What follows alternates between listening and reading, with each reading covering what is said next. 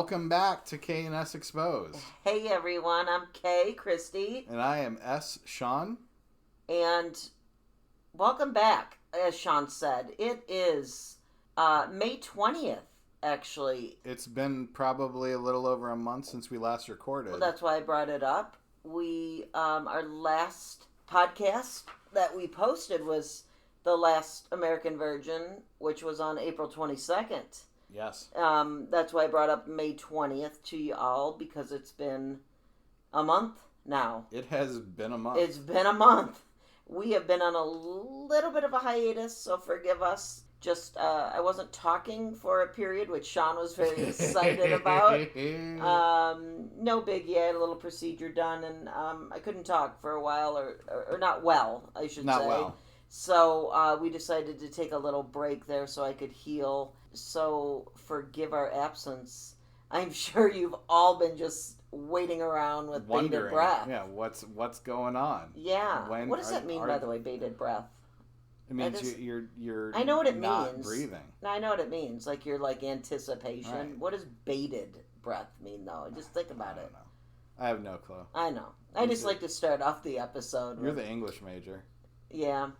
Anyway, it means anticipation, people, and just waiting around for the next cool thing to happen with K&S. So here we are. It's a Saturday night, and we just watched Shawn's pick. It is. I feel good because I am talking better now, or hopefully I sound better. Shawn's less excited that I'm talking again. But we are excited to be back. You never stop talking. Yeah, I was supposed to not be talking. You're just more clear after my procedure, and Shawn thought he was going to get a little break, but he did not. I just kept talking throughout. So no rest for the wicked. No rest for the weary, or the wicked. Well, however you want to look at it. Anyway, we're going to get right to it. Hopefully you enjoyed the last American version, or have listened to it. Hopefully you enjoyed the episode. Yeah. I don't know. Oh, we don't think you. Yeah, we don't know if you enjoyed the movie, but hopefully you enjoyed listening to that podcast. This week's was Shawn's pick. This week I chose Dredd. Dredd. Yes. Dredd. I had never seen. Apparently, per Shawn, I'm the last person on the freaking planet to see this movie. I don't know why. You're one of the last people to see this movie, and nobody saw this movie in theaters. Except for me, apparently. Right. Or on a revival screening, everybody sees it.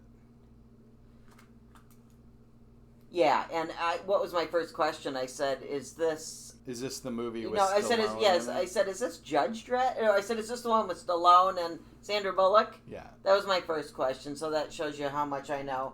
And no, you said, it wasn't Sandra Bullock. Was it Sandra Bullock? Yeah, I think it's Stallone and Sandra Bullock, and you said that's Judge Dredd. No, that's Demolition Man. Oh, that's Demolition Man. That's what I did. Yeah. Okay, but is Stallone Judge Dredd? Who's Judge Dredd? Stallone played Judge Dredd in 1995's Judge Dredd. Okay. This is not that movie. I know that. This is 2012's Demolition Man, however, Dredd. was Stallone and Bullock. And Wesley Snipes. Yeah. Okay. So, before he went to prison for tax evasion or whatever. Yeah, so, well before. It's also for all the money he made on Demolition Man, apparently. Demolition Man is a better movie than Judge Dredd. Okay, I heard Judge Dredd was terrible. Anyway, that's what I thought this was. Yeah, it's pretty fucking bad. I did not know what this was. Is this from... Shawn set this up. Was this from a comic book? Okay, so normally I like to consider myself like the authoritative voice on comic books in this family. Well, it's not me. But to be 100% transparent and clear, I have never read a Judge Dredd comic book in my life. Right. I've been aware of him as a character, but I don't know. I'm not familiar with any of the stories, like from the actual comics, since I've never read any of them. I only know him as a character. I was working in the comic shop when the Judge Dredd movie came out. Right. So I got all the feedback from the super fans of the comic that hated that movie. Then, of course, I saw the movie, and I'm like, this is not a good movie. Right. It is kind of fun in a bad movie way, but it's not. But apparently, it's just a complete bastardization of the character. Okay. And so that's why nobody liked it. And even though it was a successful movie money-wise, or at least moderately successful, no one ever clamored for a sequel. I think they were talking about one for a period of time, and then it just kind of fell off the wayside. Okay. This was 2012.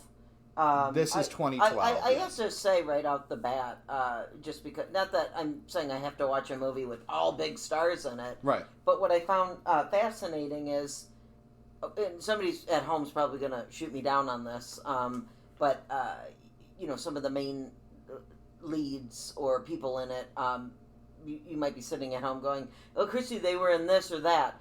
I don't know. I didn't look that far into it. I just wanted to watch the goddamn movie. But what I do know is I found it fascinating that there's not a lot of big stars in this. You know what I mean? Like big heavy hitters. Well, not like big box office. No. I get it. I get it. There's no Tom Cruise in this movie. Well, exactly. Yeah. And I'm not saying there had to be for me to be excited about it. I'm just saying I found that fascinating, and I wrote that down in my notes. I just also Dredd. I want to call him Judge Dredd, but technically he is a judge. Judge Dredd. I mean, he's got his hat on. I call it a hat. What's that, a helmet? Helmet? Whatever. Not a hat. I meant a helmet. We don't see his face ever.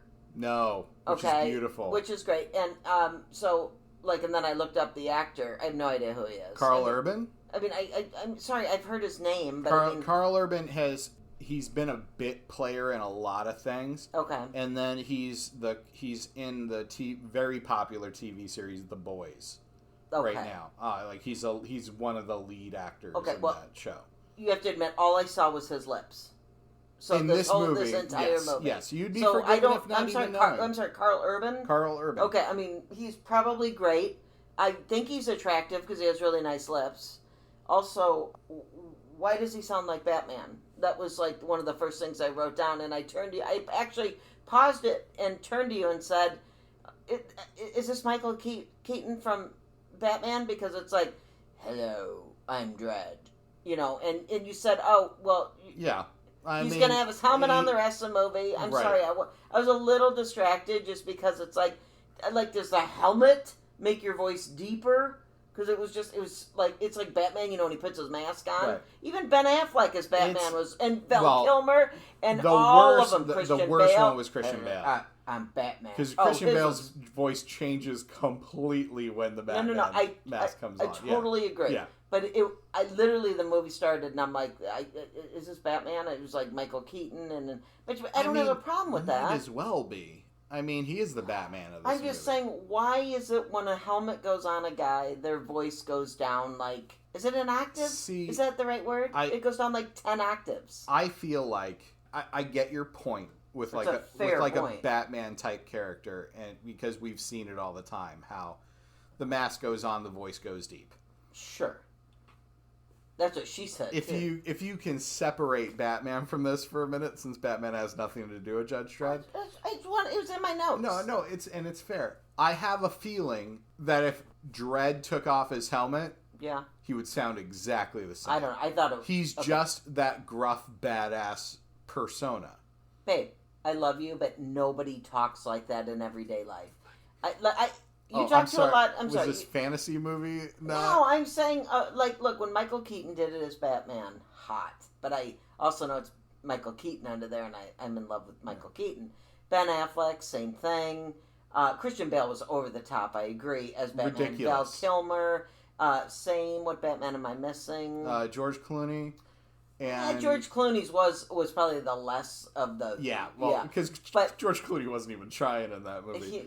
And George Clooney should not have been Batman. He should never have been Batman. Never been Batman. You're also That's missing... another podcast, people. Adam West, who, of course, was playing a silly character. But he was gruff as well. All I'm saying is I was distracted.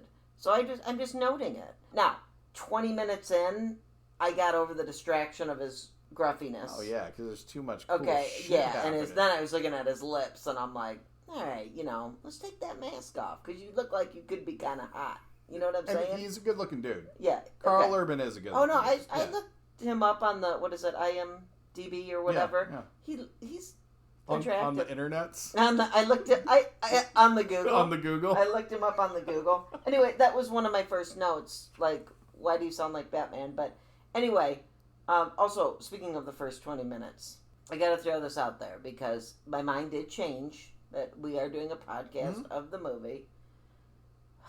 The first 20 minutes, I was a little concerned. I wasn't bored, but I was kind of like, what did I agree to here with this one? Like, I was just like, okay, where are we going? Like, I don't know. I was just kind of like, this is going to be a long night. And then after the first 20 minutes, I don't know, maybe minute 25, I was like, okay, I'm in. Yeah. And then when they closed the whole... The shutters. The peach trees. Yeah, the peach trees. When they closed it all, when Mama closed it all down, okay, then I was like, okay, I'm claustrophobic, first of all. And it was that... You're also scared of heights. I'm also scared of heights, but immediately I felt trapped like they did. Like, and I was getting a little bit of anxiety because they were completely trapped. There was no way out. And then I was like, okay, with all the doors and everything closing, there's air circulating in there, apparently, right? I mean, because they all have to breathe and shit. Well, yeah. I mean, is there AC in this dump? Sure, there's AC in there. I don't imagine it works well. Who's paying the bills? I don't imagine it works well. Somebody's got to be paying the bills, and I don't know who is, because Mama seems like she doesn't have time for AC bills. Well, she doesn't even have time to AC her own room. That's right. So, Officer Anderson, I liked. I don't know who that chick is that plays her. Olivia Thirlby. Yeah, I know her name. Yeah. I didn't look up what she's been in because I was trying to keep this podcast, this particular one, as organic as possible. I don't know. I did like her. At first I was kind of like, I'm kind of bored. Like, because I'm like, what is she going to bring to the table? And then, all her psychic stuff, that was kind of cool. And then, with the black guy, the bad guy. Yeah. They're what do you call it? They're prisoner. Yeah. Yeah, and he was like, oh yeah, what am I thinking right now? And like, I could fuck you up, with what you're thinking. And she's like, no, I could fuck you up. And then they go like toe to toe, and then he peed himself. Yep. That was cool. I liked her. I liked her a lot. She's really cool. She's really good in this. Yeah. And even at the time that I first saw this, because I saw this in theaters when it first came out. Right. With like a packed house of like God, 8 other probably people. Loud. Oh, so yeah, loud. It was amazing. Yeah. But I was like, this chick is great. Yeah, she's great. And I'm like, and she's clearly a good-looking girl. Why haven't I seen her in anything else? Obviously, she's young at that time. Also, she has nice hair. Oh, she's got her hair is on point. Okay, her hair looks great. When he said you should have brought a helmet. Yeah. And she's like, I can't because it messes with my psychic. Yeah. Like it like gets in the way. And I was like, girl, that's not why. Your hair looks on point. Yeah. That's why she didn't wear a helmet. Yep. That's what I was saying. Because I was like, let me snapshot that. Because I want to put that in my notes maybe for my next haircut. It's kind of cute. Yeah, no, it's a cute cut for sure. But she's never really crossed my path since this movie either. Yeah, I don't think, when I looked her up earlier just to see what else she's in, she is in Christopher Nolan's upcoming movie Oppenheimer.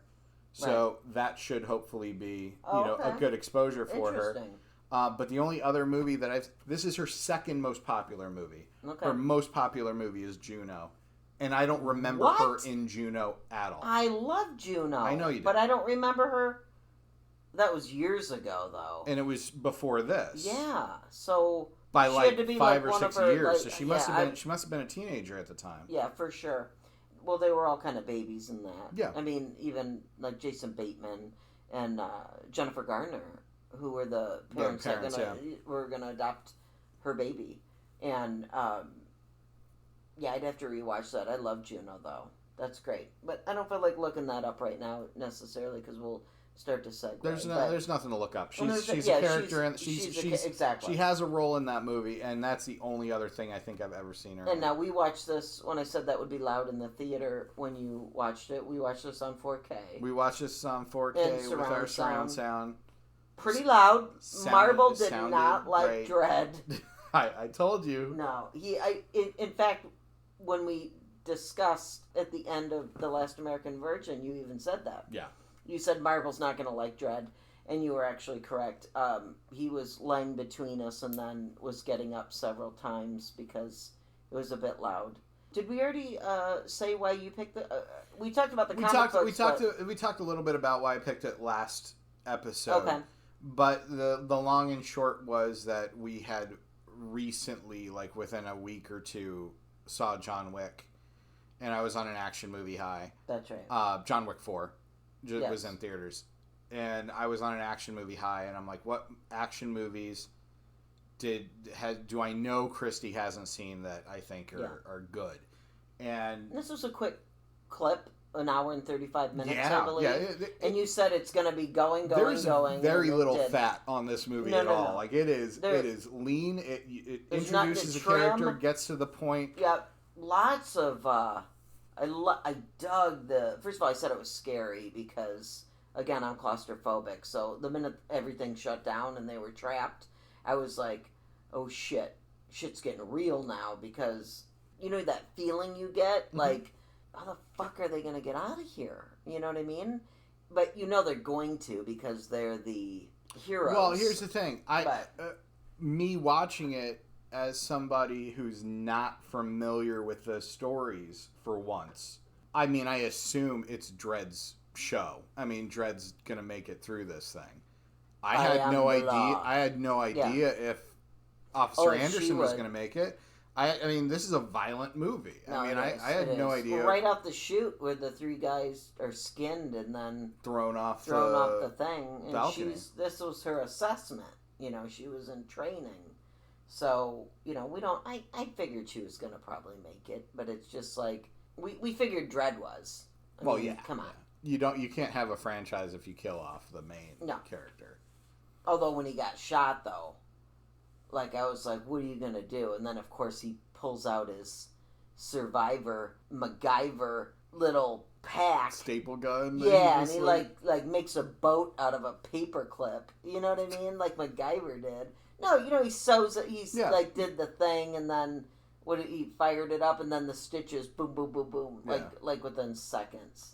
I don't know. That was, I don't want to say that. Of course, that's not realistic. That doesn't happen in real life. But at the same time, it was cool because it's like. Well, this is a movie that's this is in the future, set in the future. So of course, science is going to be a little bit more advanced. Science. Let's talk about Mama. Jesus. First of all, I gotta say, and I wrote it down because I couldn't help it. Oh, she is rode hard and put away wet. Because, you know, I know she had some issues in her past. Yeah, but, she was an ex-prostitute. Yeah, and her pimp tried to slit her face. Mutilated her face, hence her scar. What I found fascinating was, remember in the beginning when she's in the bathtub? Yeah. And she's doing the slow-mo. The slow-mo, which I actually wrote down. I loved how most of the camera scenes were in slow-mo. Hence, I didn't know the name. It's how they're experiencing everything. Exactly, but I didn't know that was the name of the drug until later. Like it got a little bit later. But like she was in the bathtub and then doing it, and then she started to go in slow-mo with her hand in the water. Anyway, my point was then they showed her later and how just dirty she looked, and her teeth and her hair. Yeah. And she just I was like, girl, you did just not come out of the bathtub. Because you look gross. Yeah. Like you just took a bath. I saw you in the bath, but you don't look like you took a bath. Because you look gross. And then she puts on a dirty tank top. Yeah. And you know what, though? She looks badass. She is. That was my point. She looks badass. And honestly, the hair is kind of hot. There's something about it. You were going to say that she's not, attractive, but there's something that's just damn. Why do you guys like crazy bitches? Sorry, let me rephrase that. Why do guys, ladies, you know what I'm talking about? Why guys find crazy bitches hot, or they want to sleep with them, or they want to just do stuff with them, and it's like, babe, she is fugly. Okay, first of all. Now, I'm not saying anything about her hair. Anderson had better hair than she did, but she is just. But I'm going to give you, she was a badass. She was super badass. Like, super perfect actor for this character, I should say. And she did it well. Like when she took the big shooting guns, when she was blowing up the other side of the building, and she just took it away from her guys and started doing it herself. Yeah. That was kind of hot. Yeah, she's like, step away, I got this. Yeah. Yeah, Mama was crazy. She's hardcore. She is hardcore. And also not doing the whole woman thing, but interesting that the one running this whole thing is a woman. Yeah. And they're all bowing down to her and listening to her because basically if we don't, she's going to kill us. And badly. Like, not like just, like, shoot you and leave you for dead. She's going to fuck you up. 50 stories. Yeah. Whatever it is. More than that. It was like 100 and something stories. Yeah. So they went up to 200 floors. Yeah, they said, Judge Dredd said that the building is over a mile high. Oh, God. That's right. He did say that. Well, I just remember the prisoner when he got Anderson, they stopped at floor 200. Yeah. So, and I would have already been freaking out because I'm like, I'm not going up. Don't look over that concrete ledge. Oh, shit. No. I was already getting anxiety. And there's kids skateboarding on the side of that. I know. Like outside. Always a thrill seeker. Was it snowing when they were out? Was that snow? When they went out? I don't recall outside and when they went outside and he goes, we have to leave here because they're going to come get us. Remember when they came out to the skate? Oh, yeah. There might have been snow. Because they looked like they were freezing at that point. I don't know. Anyway, segue there. That was such a brief scene because I don't even know that needed to happen, but it was part of them still trying to escape. So I guess it needed to happen because it gave Dredd the opportunity to call the police department. Oh, that's right. Because then he could get a signal. Right. That's right. And then good cop, bad cop show up. First good cop. Anyway, I dug the slow camera work. That was super cool.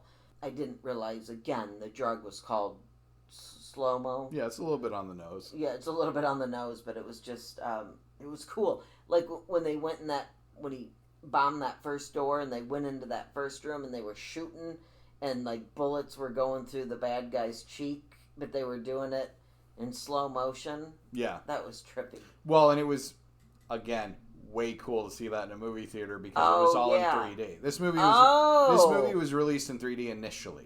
Wow. So, like, all of those effects, and it was shot in 3D. It wasn't like a conversion or anything. Like, it was designed to be shown in 3D.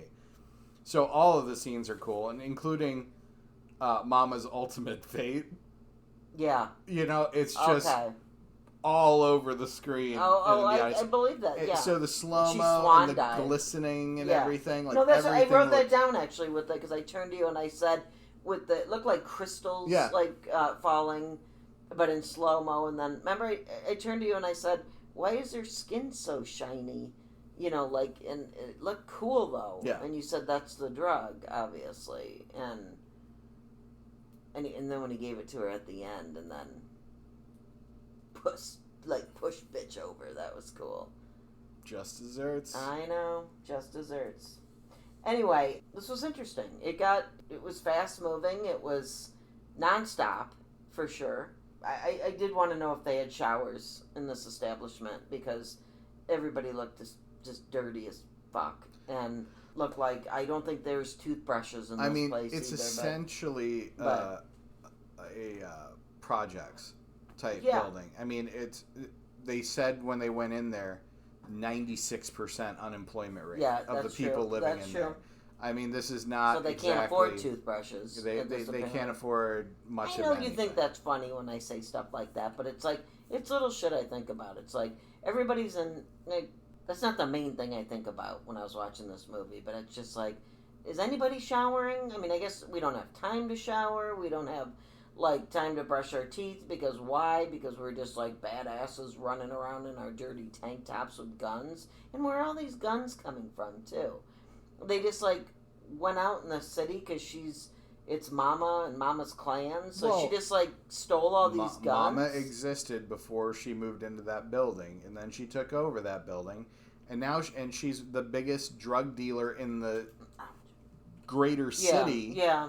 And have so guns she can funneled into she her. can stock up all the guns that she wants. She's maybe trading drugs for guns. She's building her empire. She's got a lot of fucking guns. Got a lot of guns. When she was blowing up the other side trying to kill him. What I'm talking about? Yeah. What is it called with the Gatling gun? Is that what it's? Yeah, where it's oh like my God, that was crazy. Ribbon fed the bullets into it. Yeah, that was a great scene. specifically why she let what's the guy go? Her computer guy. Oh, I forget if that character even has a name. But she let Anderson let him go. Well, first of all, she read his mind to get the code to get into her room, which was good because that in and of itself got Dredd in there to essentially then kill her, by throwing her off. So he did good there, the computer guy. But Anderson let him go because apparently she took his eyes, right? She empathized. She saw him as a victim, not a right. But you saw that criminal scene. She took his eyes. Yes. I mean, he was flash. She saw. She was. And now you know because we saw that scene at the beginning when it was yeah, but we didn't know who it was. We didn't know who it was. We didn't know why she was doing it. We just thought she was somebody. He or she was somebody that she was murdering. Yeah. And then you realize, no, that was intentional so that she could put the implant eyes into him and use him as her little tech guru. Yeah. And what did his eyes do? It just... it was just connected to everything else. Okay. And connected to the network of the building. And then, of course, he essentially becomes hers, in theory. It's her private IT guy. Anyway, that was fascinating. Because she's like, I already got the code, so why not let him go? We don't really need him anyway. Anyway, it was just fascinating. It was just, I dug it. It was fast paced. It was, I'm not going to compare it to like a John Wick per se, because John Wick is just like, John Wick is boom, boom, boom, constant going. This was as well. But it reminded me of that. Like, I like that high speed. It didn't seem like an hour and a half because it was... Yeah, no, this movie in particular...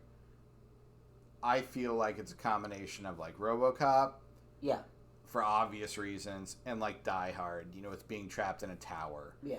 For the whole movie. That's a good. Granted, Die Hard, it's a very human person that's very, reliant on situations. Dredd is more prepared going into a situation than John McClane was in Die Hard. Right. But that's the kind of, like, if I was going to just give somebody an elevator pitch of what this movie is, it would be like those two movies had a baby. It would be nothing like the other Judge Dredd movie that people might have seen or might not have, which I think might have been one of the reasons why this movie didn't do so well. Yeah. Is that everybody remembered, is this related to the movie that I didn't like that came out, 15 years earlier? And then, and it's unfortunate because... This movie is a banger in my mind. No, it is. So I looked it up on, we always bring up Letterboxd. Mm-hmm.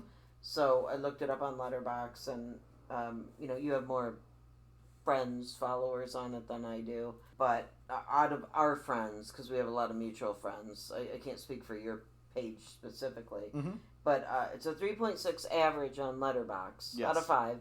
And of our friends, anywhere from 3.5 to 4.5 stars.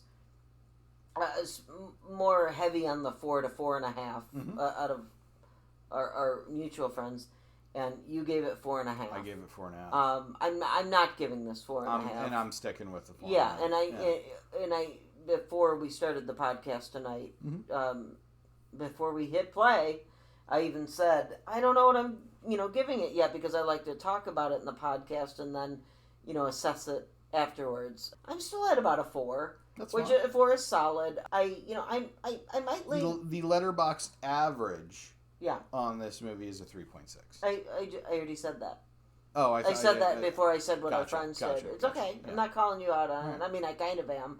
Sounds like it. Sometimes you listen and sometimes you don't, but I did say that. But yeah, I think it should be higher than a 3.6 average, maybe. But I guess across the board average. I mean, I feel like it should be higher too. I mean, what's funny is that if you were just to weight it against all of our friends, it would easily be a 4 point something. Yeah, like I said, 4.2 maybe. Our friends 4. heavy on 4 to 4.5. Yeah.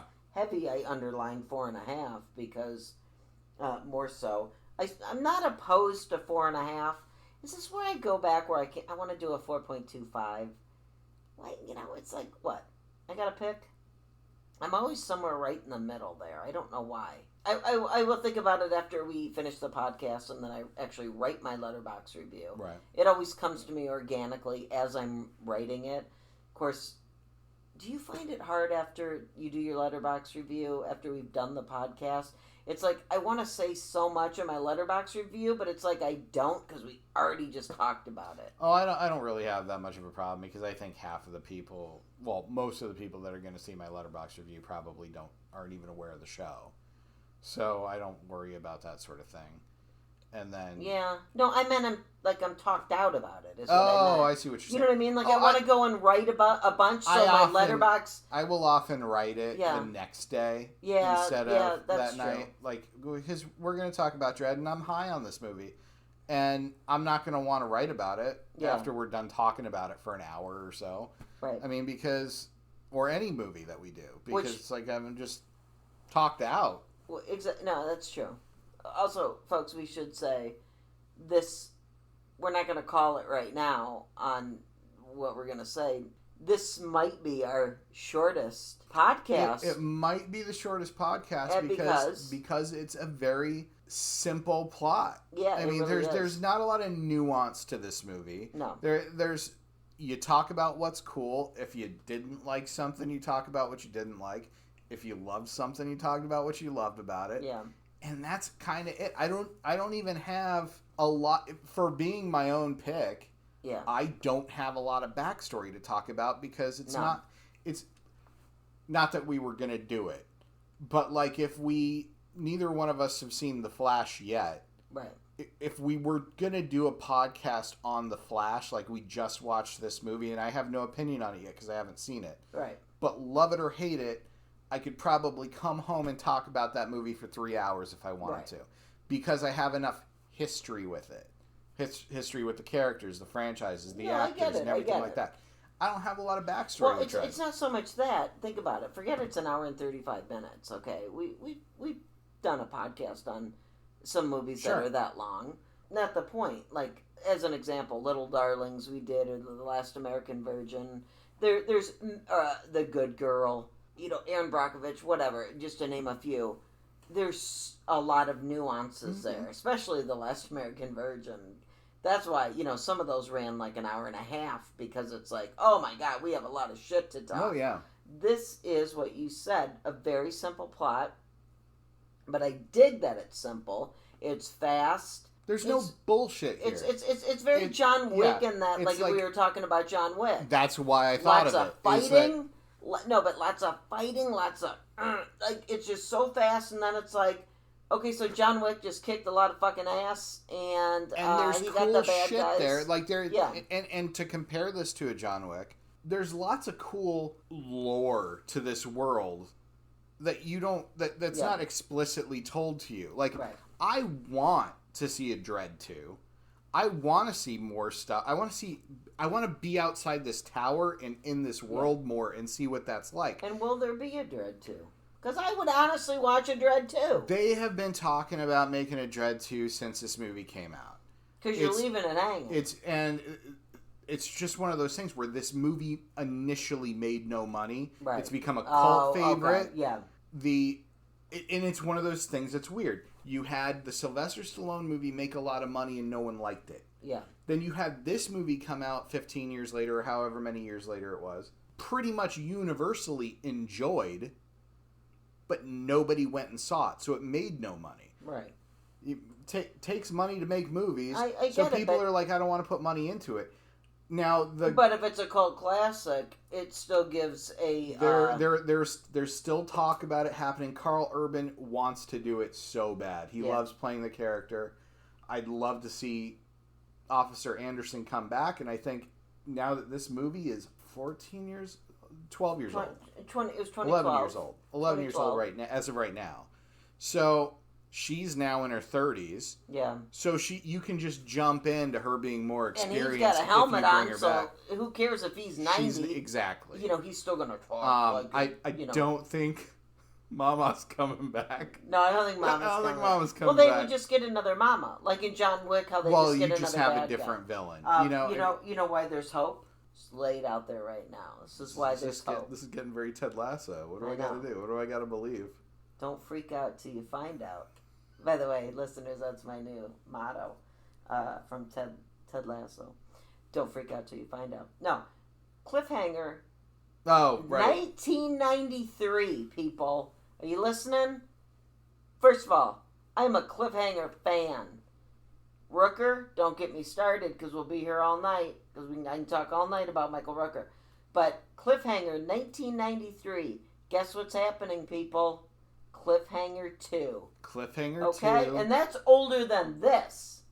So that's what I'm saying. It's possible. Constantine 2 is allegedly happening. I know. That was 20 years ago. And who knows how many by the time it comes out. And we're not talking a remake. We're talking a sequel. And let's just say, to your point, Cliffhanger 2, Constantine 2.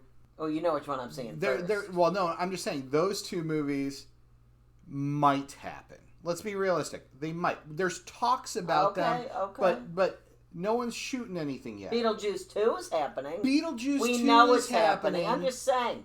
Look what year that was. Beetlejuice 2 is filming right now. I know. And you know what? Next month, we're all going to go see fucking Michael Keaton play Batman again. I know. After not being in the role for 30 years. I get it. So, yes, Thank you're you. right. Anything Beetlejuice is 88. can happen. Yeah. 1988. Now, not only is there a Beetlejuice 2 filming right now, Winona fucking Ryder is in it. Yeah. She was in the 1988. It is 2023. Well, let's not get started on Stranger Things because she's already done some amazing things in between, then and now. Yeah. Meaning, more recent. Like she was amazing in Stranger Things, or is amazing. I should say. Yeah. But I mean, you're like coming back to Beetlejuice. Do you think when Lydia she's making, Dietz, baby. Lydia Dietz. At 88, do you think she went, 2023, I'm coming back? And I Jenna think, Ortega's her daughter, right? I think she was probably thinking there was going to be a better chance of a Reality Bites 2 than there would be a Beetlejuice 2. I'm on board with that. But I'm on board with that, too. But where's our Reality Bites poster, by the way? That needs to come back up. In our bedroom? Oh, yeah, because we took it down for The Outsiders. That's okay. And it's still, I know. I know it's in our bedroom, but I'm just saying it's... No, I know, but you're like, where is it? Like you've been looking around No, I didn't mean it like that. I meant it was specifically usually here. Yes. Eye candy by our TV in the living room. And we swapped it out for The Outsiders. But we swapped it out for The Outsiders, which still okay. Yeah, where's my Outsiders 2? But, a couple people aren't coming back from that either. No, unfortunately. I mean, Matt Dillon and Ralph Macchio, rest in peace. I was going to say, they're still with us. No, I meant from the first Ralph Outsiders. Macchio's out there Cobra Kai-ing it up. He's doing all right. I meant from the movie, their characters. Yeah. Come on, don't be silly. Tom Cruise ain't coming back for Outsiders 2. No, he's got shit to do. Unless he's jumping out of airplanes and stuff, yeah, he's got running Mission around. Impossible stuff to do and Top Gun stuff to do. Look at that. Another movie you see 30 Top years Gun. later. Oh my gosh, come on. Of course, that's Tom Cruise making it happen. But, I mean, I love this. And, speaking of Keaton, what you were saying, coming back as Beetlejuice, but also, all these years later, but as Batman, that's exciting. But then the show he won the Emmys for, Dope Sick. Oh, yeah. So, like Keaton's on fucking fire. What was it? The Bird? Birdman. I honestly think Birdman is what kind of led to this Keaton renaissance that's happening. That, and then him coming back in that Spider-Man movie. Yeah. Where he played Mary Jane's father. Yeah. I think that just pushed him back in the limelight. The one we didn't like. That was Homecoming. Well, I liked him in it. No, that's not what I meant. But we didn't like Homecoming. I didn't like that movie. He was Zendaya's unpopular opinion. He was Zendaya's dad. Yeah. In Homecoming. I did not like Homecoming. I'll take it one step further. Sorry, folks, we're segueing, but I can talk about Michael Keaton all night. I did not like Homecoming at all because of what's his name's whiny ass voice. Tom Holland. Yes, terrible. But I liked him in that. I did not love. I liked Birdman. I didn't love it, but I think I liked it so much because of Keaton in it. So I appreciated that movie very much. I appreciated it more than I liked it. Like, I haven't rewatched Birdman since we watched it, and I guess I wouldn't be against it, but I didn't. It's a movie that I'm fine. Like, I saw it, I enjoyed it, and I'm really fine with that. If he wouldn't have been in it, I don't think I would have liked it as much. No. I mean, he played kind of like a washed-up superhero actor in it. Yeah. So, he's drawing from experience. No, for sure. Right. No. He's come so far, and, Courtney Cox is just kicking herself, because, they used to date for so long. And then poor Courtney Cox. I know. It so bad. She just has it so bad. But I'm saying they dated for so long before he got big and before she got big, and then she started Friends, and then, maybe they're both kicking themselves. We don't know. Yeah. Also, we would be remiss if we didn't say, who Michael Keaton has not done a movie with? Do we know this for sure? I don't know. Are you confident? I feel like there's a good chance that they could have run in the same... But who am I trying to say? You want to say it, or am I going to say it? Who has Michael Keaton not done a movie with? Julia Roberts. Sorry, we haven't mentioned her in a couple of episodes, I don't think. No, we mentioned her in the last episode. Did we? Okay. Well, I feel like we should drop it. We should name drop her. Yeah, maybe Julia Roberts is in Dredd too, and that way it can get some fucking financing and actually get made. I know. But maybe it'll happen. Because, I would actually watch it. Oh, so I asked you. That's a good point. I didn't mean to say earlier, by the way, they left it hanging. They didn't leave it hanging. No, it's a closed story. It's a closed story. Yeah. I guess what I meant was, for me, it left it hanging. If there was going to be another one, it would be a good opening. Yeah, it's a perfect opening. That's how I should have worded it, because when Anderson gives Dredd her patch... Yeah, and what'd I say? Patch. It's a patch. It's a badge. A patch came off her cop. outfit. It's a badge. It was like Velcro. That's a patch. I don't think it's a... No. Whatever. Patch, badge. She gives it to him. When you quit a job, they don't say turn in your gun and patch. She didn't turn in... Oh, she lost her gun, though. I was going to say, she didn't turn in her gun. got blowed up. Blowed up, yeah, it did. Okay, anyway, so remember the boss lady comes up at the end and says, her assessment, pass or fail. And Anderson had already given her badge and walks away. Yeah. And doesn't want to talk to anybody, just walks away. I thought he was going to say fail, because I thought she decided she didn't want to do this. Because remember in the beginning she said, I want to do this to be greater good. To make a difference, yeah. To make a difference. So I thought maybe she was like, I don't want to do this, I can't handle this. Nah, she can handle that shit. But you said she gave it back because... She already thought she was fired. Yeah. Because she failed based on the rules that she was given at the beginning of the thing. They said if she saved his life, though. If you lose your gun, that's right. failed. And so when they got into that argument over why she let the computer guy go, Judge Dredd was like, explain, why you're just letting somebody go. And she goes, I see him as the victim. Yeah. I've already failed in this job. That's right. So, but she saved his life. But until we get out of this situation, I'm still under the same rules that I can do this. So, anyway, she's not wrong. He told boss lady. She assumes that she's been terminated after they get out of that building. Sure, she saved his life too. So there's something. But if you're going by the rules, I get it. So. Anyway, so when she walked out and he said to boss lady, pass. Yes. And then literally he says pass. They show her walking out. A couple of other cops or whatever try to approach her just to make sure she's okay. And she just waves them away and keeps walking. And then it ends. And I'm like, okay. So I guess I didn't mean open-ended. I guess it could be, though. Because you could just pick up right there. Now, is there a lot of chemistry with Dredd and Anderson? I mean, there's no sexual chemistry. And there shouldn't be. Because Dredd, as a character, loves the law. And that's it. I'm the law. He doesn't need a sexual side to him. Well, also, if he's not taking off his helmet, not much is going to happen anyway, right? Some people are into that. Well, in that. I don't kink shame. It's like kinkified stuff. It's kinkified stuff, it's but kinkified stuff. But I'm saying anyway, nothing's gonna happen because A, she's gonna read his mind. What's gonna happen, and B, if he's not taking off that helmet, it's gonna be difficult to do stuff anyway. So some stuff, but weird. But yeah.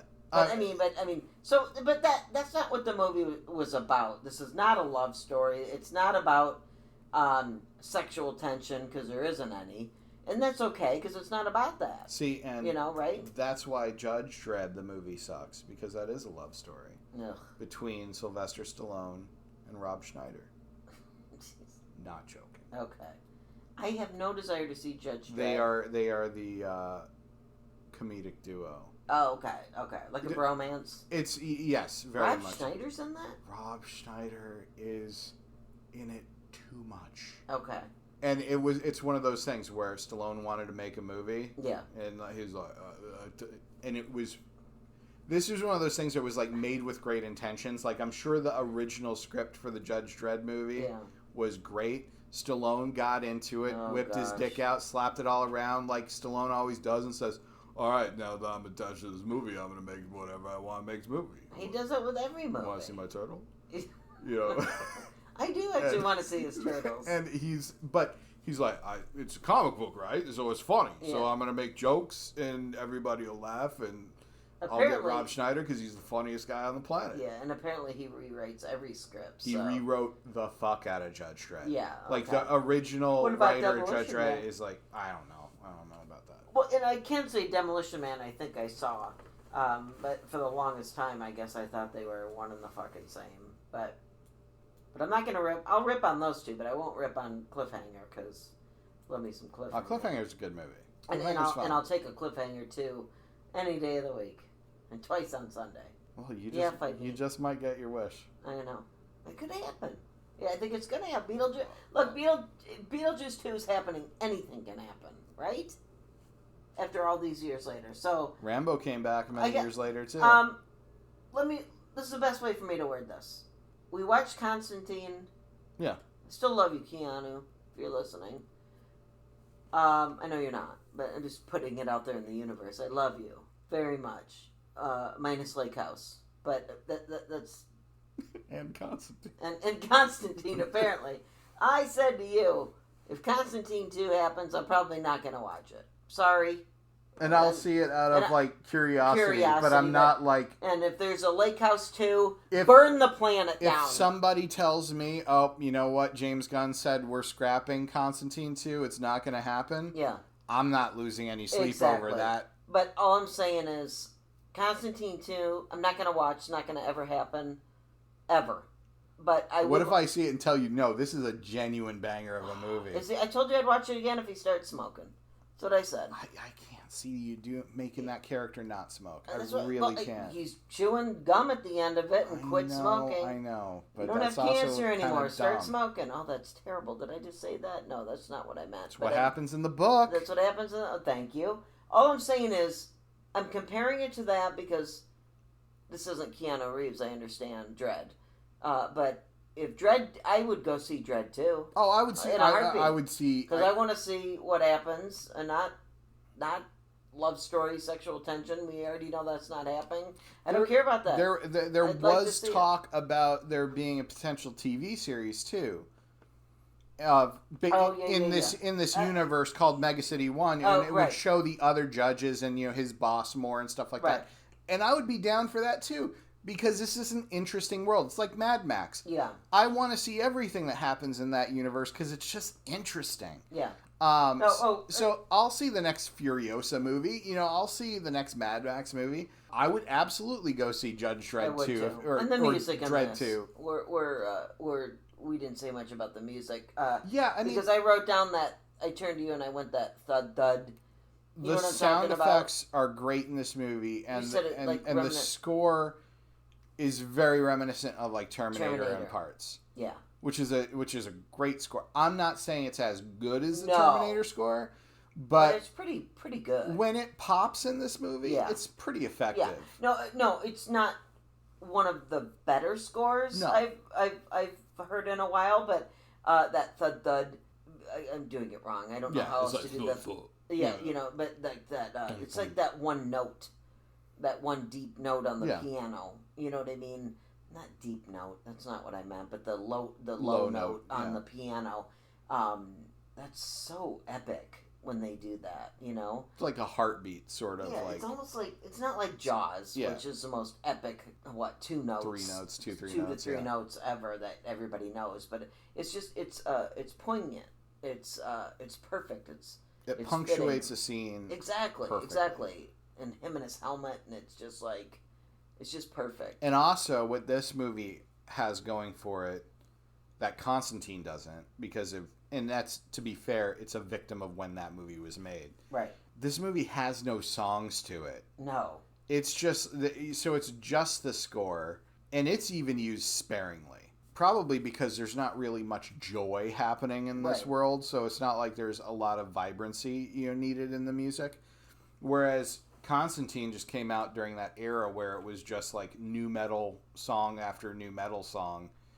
Let's get a soundtrack together, whether it fits, thematically or not with the movie. Right. And so the soundtrack for Constantine makes that movie a worse movie. Right. This movie, it enhances it. Yes, I agree. And I actually wrote down the music. I wrote down The Mandalorian too, just because it reminded me of with his helmet on and his his voice, and like we don't see him, and we don't, you know what I mean? It just that was when I was working in the comic store back in like 95, 96, when the original movie came out, and people were bitching about the Sylvester Stallone movie. Right. Thinking that they're going to be the same. This one hadn't come out yet. Obviously, sorry. These were just fans of the comic book character Judge Dredd that went and saw this movie. Like, their universal complaint was he doesn't have the mask on like 2/3 of this movie, and apparently, I might be wrong. I might be speaking out of turn because I don't read the books, but apparently he's never drawn outside of the mask. Like, there is no Bruce Wayne to Judge Dredd's Batman. You never see him without the mask on. Hence why he doesn't have he doesn't take the mask off at all, in this movie. We see him kind of put it on, which is just like we've seen in early episodes of The Mandalorian. And I guess it was kind of in the, first of all, 10 minutes in, I started talking about his voice. Yeah. And I said something, and you said, well, he's not going to take the helmet off. And I was like, oh, okay, so I guess that just, not spoiler alert or anything, but I was just like, okay, but that's fine. And that's one of the things everybody loved about this movie, was like, they say, again, this is all third party because I can't relate to it myself, but they say this is a better version, a more accurate version of the character to how he was created. Yeah, no, I get it. I dug it. Why don't you tell folks, we should have probably said this in the beginning, where they can watch it. Chances are you've already seen Dredd, but if you haven't seen it... Because I have not. Meaning I'm the only one on the planet, apparently, that has not. But if you haven't seen it, you can watch it on Hulu for free. Or if you don't have Hulu, you can rent it on pretty much the streaming services. Yeah. You can rent it on Amazon. You can rent it on iTunes. You can buy the Blu-ray or the 4K. It's a readily available movie. Yeah. You can and this was fun. I gotta say it was fun. It was gonna say or if you have watched it, because you probably, a lot of the listeners watch it again because it's fucking awesome. Watch it again because it's fun. And honestly, I am vacillating between 4 and 4.5 stars. It might get 4.5. This because it was fun. I'm glad we did it. I mean, again, I was a little nervous going in, meaning like, where are we going with this? And then it just takes off. So I dug it. So definitely dug it. And 4 to 4.5. And apparently you're staying with your 4.5. You originally gave it. I'm sticking with 4.5. Yeah. What say you? Why it loses half a star. I ask you this every time when it loses a movie. I know why you give something a 5, and if it doesn't, it has to measure up to that caliber and that bar. I get that, but what do you think loses a half a star? I'll tell you. I think that everything in this movie is great, and I always say I don't like to judge a movie by what's not in this movie. Right. Like making my own expectations, like let the art inform you, not me inform the art. Right. But I want to see more than this fucking building. Okay. Like, I'm fine if it's 90% of the movie. Okay. Which it kind of is. Yeah. But it's like, I want to... It's like 95% Yeah, of the movie. exactly. I'm like, It's like 97% I want to... What are you talking about? I want to see more. One of the cool things, and it sets it up perfectly... 3% is the skate fucking ramp. There's the conversation when they leave the Justice Hall. Oh, or whatever. Yeah. Where they're going on duty that day. Yeah. And they're like, pick a crime. Because there's already... like dozens and dozens and dozens of crimes. You said they can only get to 6%. 6% of all the crimes. 18,000 a day or some shit. Yeah. And we can only get to 6%, and he says, pick one. Oh, yeah. She picked a... Well, she picked a doozy. She picked a doozy. But she picked a domino that will push over... True. Like, they destroyed all that drug supply. No, because now that Mom is dead, right? They took down the entire gang, so that drug doesn't exist anymore. That's true. I mean, granted, they're going to come somebody will pop up someplace else. No, but they're going to come in and confiscate all of that drug and the drug making, right? Oh, yeah. And those workers in there, you saw those ladies working at the, they ran and hide when, they ran and hid. There's no time spent in the Outlands. Yeah. Like there's... I'm sure there's a rich history there. Right. Having seen the Sylvester Stallone movie, they do spend time in the Outlands. So it's like they had to pull that information from someplace. Like, there's story beats there. Okay, I'm gonna go the opposite here. Mm-hmm. Where you said it loses a half a star because and by the way, I'm not doing this just to disagree with you. Sure. It's funny you said it, that you'd like to see something other than the story happening in the building. I kind of dug it that it all happened in the building. It's very Die Hard. It's very Die Hard because it all happened in... why can't I say the plaza name? Peach Trees. No. Oh, in Die Hard. Nakatomi. Nakatomi. I don't know why I want to say... Yeah, Nakatomi Plaza. It all happened in there. Outside, sure. Him, like... The airport getting off the airport plane, and him in the limo with, gripping the carpet with his toes. No, but I mean, outside of that, it all happened in the plaza. That's kind of what I dug about it. Yeah, that's a fair point. So, whereas you said you wanted to see more outside of the building, I dug that it was all inside of the building. Or here. Maybe that's why it gives it a half a star for me. I'd like to see... I would like to have seen Judge Dredd and Judge Anderson stop a few crimes before they got to the tower. Yeah. Let's see some low level shit before we see some... Yeah, because he does say pick one, and then he says we can only, fix 6% a day. Right. And then they go to this big doozy. But that's what the movie's about. She's on it. She's got an assessment. And we do get the one cool action scene on the freeway with Judge Dredd without Anderson. Before that was cool. Yeah, which was cool. The guns came out of his bike motorcycle. Yeah. That was really we cool. don't even get to see cool bike shit because they're in the tower the whole time. True, but that was cool. Okay. Anyway, so we're gonna wrap it up. Yeah. So fucking see Dredd. See Dredd. See Dredd. See Dredd. And I gotta introduce my... I was trying to think of the word I was trying to say. Introduce my next movie. Next movie, Kristy. It's your turn. Next movie that we're gonna watch. My pick that Shawn hasn't seen. Drum roll. Fucking terrible. Fucking Neil Peart over here. Jesus Christ. It's terrible. I would do it, but, They call me Buddy Rich. It's very nice, babe. Thank you. My movie is Presumed Innocent. 1990. Presumed Innocent. Sorry, 1990. Until Dredd judges you. Finds you guilty. Yes, okay. We're done with yours now. Let's talk about mine now. 1990, Harrison Ford, people. Come on. I did look on Letterboxd just because I was curious. We have the Blu-ray. So, first of all, let me throw out there where we can watch it. Because yes. You did your homework on how to watch it. You can rent it or buy it. Well, to be fair, if you want to see it, you're probably just going to rent it. So you can rent it on Amazon, I think $2.99, Apple $2.99, or buy it on either of these for like $10 or something. For like $9.99, $10, whatever. But you can't stream it for free anywhere. You can't stream it for free. I always pick the most hard ones to find. Difficult to watch. I know. I don't mean to, but it's Harrison Ford. I looked on Letterboxd. Last time I watched this was September 15 of 21, which is fascinating. I also told you... It's a year and a half ago. I told you when I watched this last time that I've seen this many times before we even got together. I have always liked this movie, not just because it's Harrison Ford. It's Harrison Ford, so I mean, come on. But I just came across this one, and it's one of those ones I just like to rewatch over the years, and it never gets old to me. I got to name 4 people that are in here that are no longer with us, so let's just throw that out there. Brian Dennehy, come on.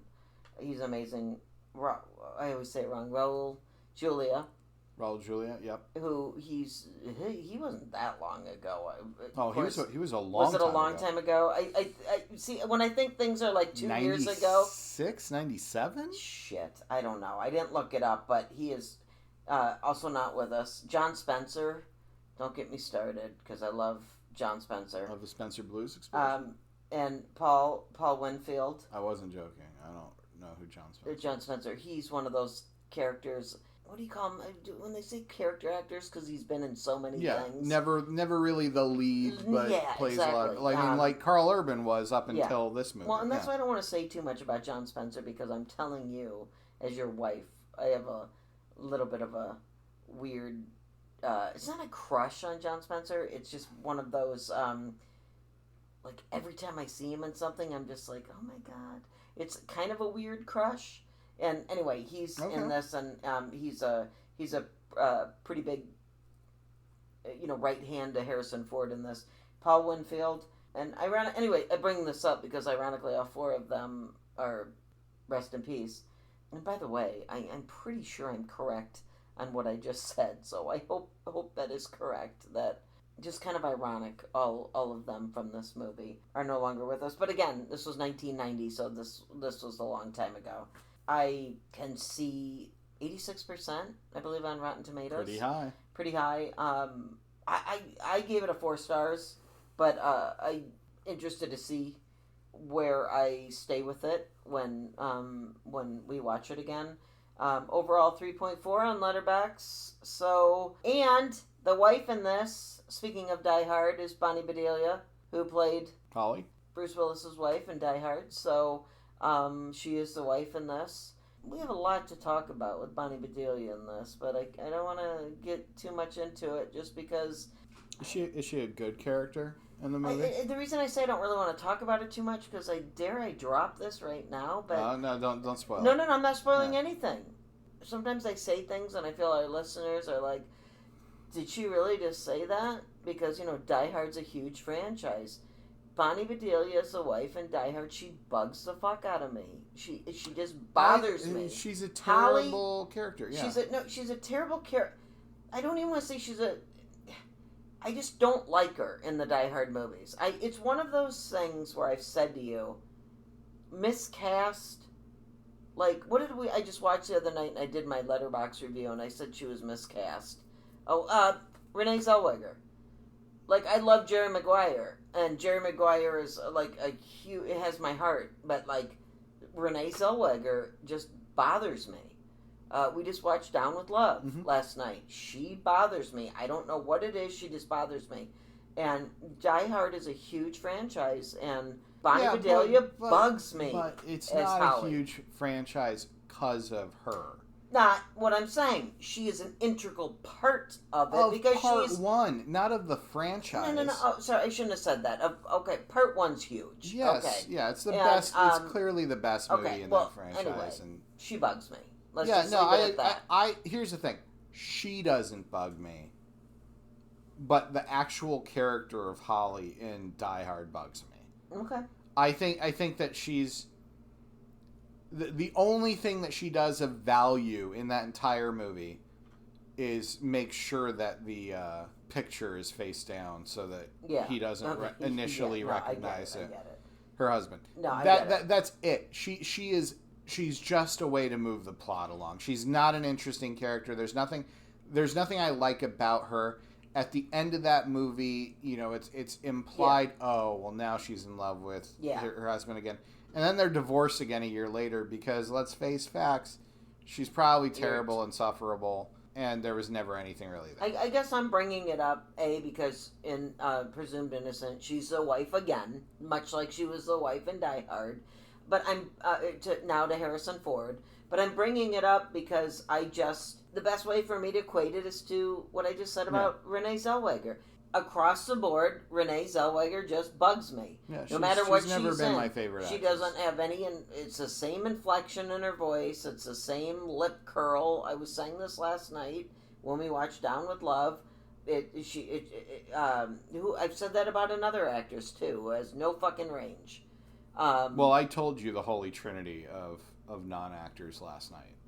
Right, but I'm saying one of our movies that we watched, maybe even for the podcast, I said that they have no range. It's the same goddamn thing. The chick, I can't think of her name now, that went topless in Last American Virgin. That was the... Karen. Karen was her character. But right. Yeah, no, exactly. But it's just one of those actresses that they skip from movie. Helen Hunt.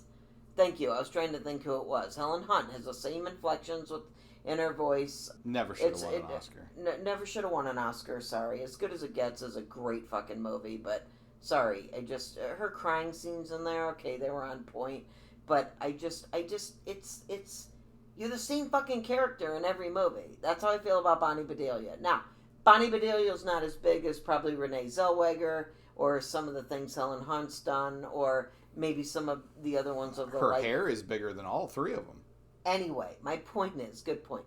But my point is, I'm setting this up like a volley, like if we're playing volleyball. So when you see it, spike that shit. When you see, you're just going to spike it right back to me and go, "Nice setup, Kristy." Just because I'm not giving anything away of the movie, not at all. It's Presumed Innocent. I feel is a great movie. I was just bringing up her character. She's fucking annoying. Yeah. Thankfully, we have Brian Dennehy, Raul Julia, John Spencer, and Paul Winfield, and Harrison Ford to back this shit. I'm always down for some Raul Julia. Yeah, I don't love him as much as many other people do. Yeah. But I find him to be a very fascinating actor to watch in just about everything. Tequila Sunrise. Oh my God, with Mel Gibson and Kurt Russell and Michelle Pfeiffer as the drug lord in that. So good. Sorry, that just came into my head just because I love that movie, and when you mentioned him, even when he was in Addams Family, when he played Gomez in the Addams Family, he's just one to watch. He's a really fun to watch actor. Exactly, and Brian Dennehy, as you know, has been in. Come on, Brian Dennehy. I mean, Brian Dennehy died, and it was just like, dude, that's just big shoes to fill for anybody else that's up and coming that wants to. You should aspire to be Brian Dennehy. He's amazing. Yeah. And then John Spencer, you'll see my love for him in this. He's so goofy too, and I just love him. And then of course the incomparable Harrison Ford. And it's an interesting character for Harrison Ford too. I feel just because it's just different, and it's just this is a good movie. More of a thriller. It's not a comedy. It's not a romance. It's more of a thriller. But, folks, I'm excited about this one. Oh, and I did see on Letterboxd, if I had to look on for our friends, I only have 2 friends that have seen it. And one of them gave it 4 stars. And then the other one just said they watched it. So it's probably been too I can't speak for you, but I mean, just 2 of my friends. Here's maybe kind of an obscure one. I don't know. Presumed Innocent. Yeah. Is a title I remember. Oh, you do? Okay. Like I remember when it came out, and I remember it being a big deal at the time. Really? Okay. But it's one of these movies that has this just generic enough title that it feels like it's everything else that was a kind of a criminal like type movie at the same time. Like the one with Gere and Norton. Oh, because Primal Fear. Fear, yeah. That was a great movie, but great movie, but also generic as hell title. It doesn't really mean anything. Like unless somebody said Gere and Norton are in it, you'd be like, I'm gonna go see what? I mean, you know what I mean? You have, Indecent Proposal as a 2-word title. Of all these movies that came out roughly at the same time. Yeah, it's the same thing I have with the 90s. Sleeping with the Enemy, yeah. Single White Female, The Tie That Binds. Like, all of these movies are a blur to me. Hand That Rocks the Cradle. Yeah, like, all these movies are a blur to me, and I can't tell by you just telling me Presumed Innocent, and I can't tell you if it's a courtroom drama type movie, or if it's a stalker thriller like Pacific Heights, or something like this, like Murder in the First. Like, okay, totally. Christian Slater and Bacon and this big courtroom drama. Right. Great fucking movie, though. And but, great courtroom. But yes, but I forget these titles. No, I get it. And also, I love that you brought up Sleeping with the Enemy, Julia Roberts drop. But not just because of that. So funny because also 90s, lots of bangers in the 90s. Remember Flatliners, etc. Yeah. That just had its anniversary, I think. But what's so funny about that, like Sleeping with the Enemy, as an example, you said that all these are like kind of generic. But, like, Sleeping with the Enemy, Julia Roberts, she's so big right now. Let's throw her in this Sleeping with the Enemy. It's going to be a banger. And, and it wasn't. But they thought, like, Julia Roberts could actually, like, really just, like... Wasn't it, though? I feel like it was a movie... Like, it's a movie that I remember being popular. I could be wrong. Like, it could be a failure. No, it was one of those that's just, like, put her in it, and it's going to, it's going to be amazing, which was 91. 22% Rotten Tomatoes. Okay. Okay, but that's not box office. And let's not even go there because let's just not. I just love that you brought that up. But it just you're right in the neck. Okay, I'm an '80s girl, meaning I love all my '80s movies. I was born in the '70s, but I love the '80s movies. But '90s had some bangers. But like 90s had a lot. They can't all be bangers. No. But you're right. Primal Fear. Generic, but then when you bring in Richard Gere and Edward Norton, boom, I'd go fucking see it, and I did. Primal Fear is a great fucking movie. It's a really good movie. Relies heavily on the twist ending. Oh, because let's not give it away. No, I won't. But I'm just saying, you kind of already said a twist ending. It's one of those movies that 77% Rotten if it didn't have the twist ending. Oh, I agree. Yeah. It would just be great like acting. That was a good movie. Great acting in it. Right. Specifically by Norton, really. Ed Norton. Yeah. So, a fine point to Presumed Innocent. Sure, it's kind of like generic. Then you're like, fuck, Harrison Ford is behind it. Or Pacific Heights, when you're like, why'd Batman fuck up my apartment? I know. See, Pacific Heights I love. Yeah. That's a great movie. But I'd like to, we just watched that Nick Cage interview. I think our buddy Brent shared it with us.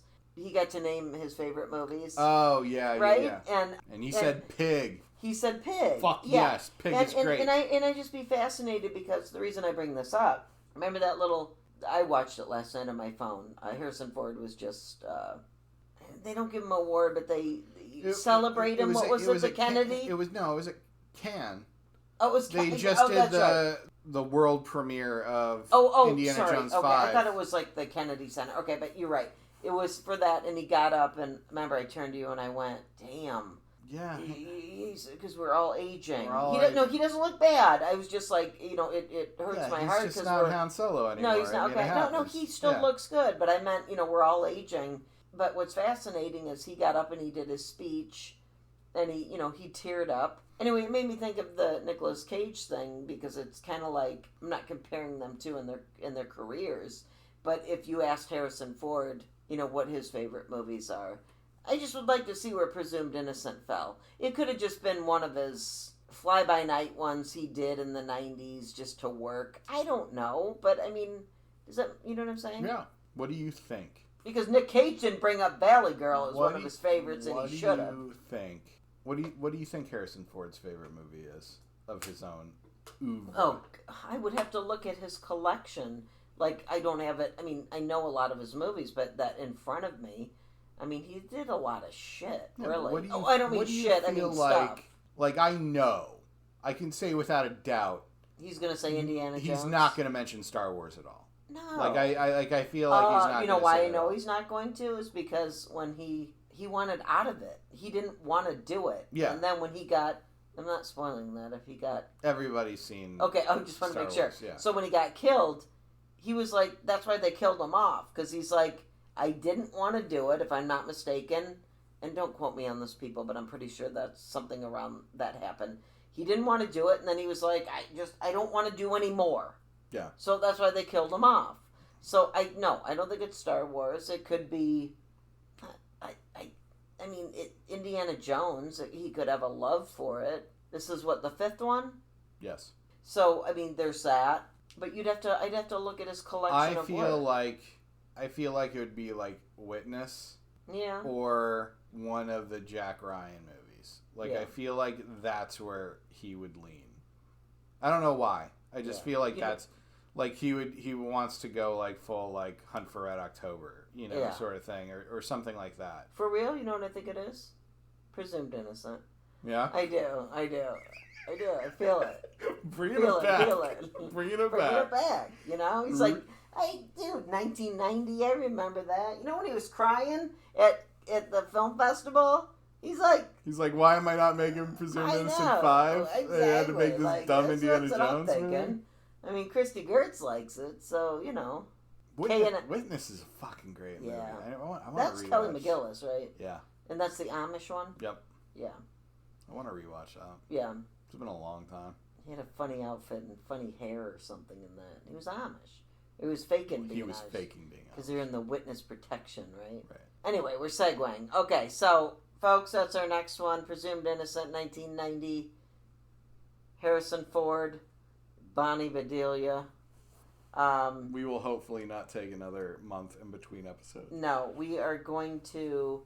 What's next weekend? Next weekend is Memorial Day. Long weekend. So we're going to... Quit trying to plan my life. Do what I want. You do what you want.